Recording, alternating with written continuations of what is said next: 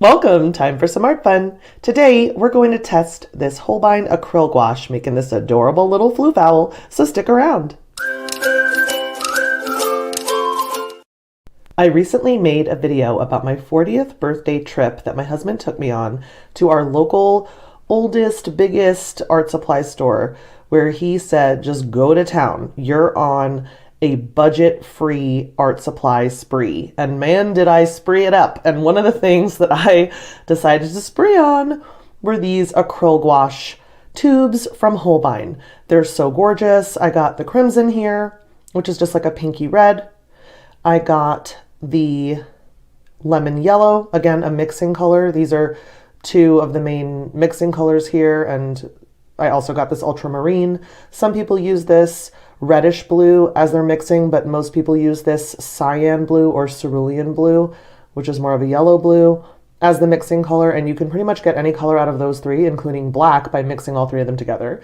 But that wasn't enough for me, so I got some convenience colors. I got this ash green, which is so beautiful, and I couldn't wait to use it. I got a sort of murky or dirty yellow with this raw sienna. A yellow ochre would work there too. It was just an extra mixing color, just like the ultramarine.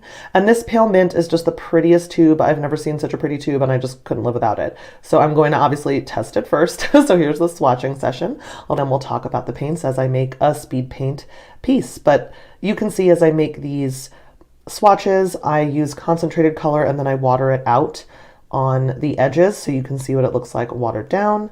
And I just think they're gorgeous.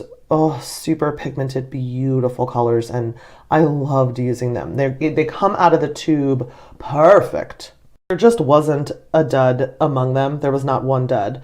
And of course, I want to go get more, but I'm holding myself back from getting more of them because I do have even more art supplies that I haven't even hauled for you yet. I'm saving them for February because it's just been too much. And I also got this raw umber from Liquitex. It's their acrylic gouache, just to see how it would work, and because I couldn't find a brown in the Holbein version. And I do use that acrylic gouache color in this painting, which is why I showed that brown in the swatching session, because it does make its way into this Holbein painting, just because they didn't have a brown in stock at the art store when I went for my spree. And so I wanted something I could use because I really like a convenience brown. I don't want to spend time when I'm excited to make this particular piece, and I couldn't wait to get my brush down on the paper, just doing a ton of mixing. I really wanted to enjoy the convenience of all the convenience colors, and man did I. So this pale mint was my number one, could not wait to use a color, and it went down first. And look how pretty it is. It dried completely matte. I love the way it looks, sort of like how sunlight would come through green trees and green leaves, sort of gives that effect, and that is what I was going for, and I think it really came across. And then I wanted to use this ash green color, so I had the pale mint for the background and the ash green as the base color for the limbs of the little tree limbs that this little baby floof owl is standing on and resting on. And I really like doing that. I have another owl that I made for this channel in watercolor where I did a similar thing, and I think when you layer the browns and the grays on top of a green like this, a darker green, it just gives a more realistic effect, because a lot of trees in the woods have a lot of green in them. They have some moss, and there's just a lot of reflected light, and I think it gives a really cool final look. So sitting here today as I record this, these tubes are $7.38 a piece. Depending on the color, some colors are $12.75. One is even $25.25, the bronze, but that's also a 40 ml container. Okay, you know what? I'm an idiot. That's totally the difference. So 20 ml. Oh, embarrassing. I'm not going to even edit it out because it's so real. The 20 ml containers or tubes are $7.38, and the 40 ml tubes are $12.75 on Blick if you were to go get these colors today. There are so many colors that are so tempting to me, like blue green and burnt sienna, and there's just a ton more colors that I'm drooling over. Coral red. I'm gonna probably, oh, cream yellow is another one. See, now what's happening is I'm looking on the Blick site as I'm reading out some facts to you, and I got sucked in. So let me just scroll back up. So it's fast drying, opaque, acrylic based watercolor. Let me stop there. That is so true. It is very fast drying. I only would splooch out a little bit of color at a time, like blob it out onto my palette a very little bit of color at a time because I had watched this awesome series of videos by Moni D. Major. I'll link her in the description. But she did a series of videos on various different kinds of acrylic gouache, including Turner, Holbein, and I believe Liquitex was another one. There might even have been a fourth one. Her videos are so high quality and beautiful. I've watched them a million times, and she seems like just the nicest person. I've communicated with her a bit on Instagram just as a fangirl, and she's so nice to me. She's so nice to her fans.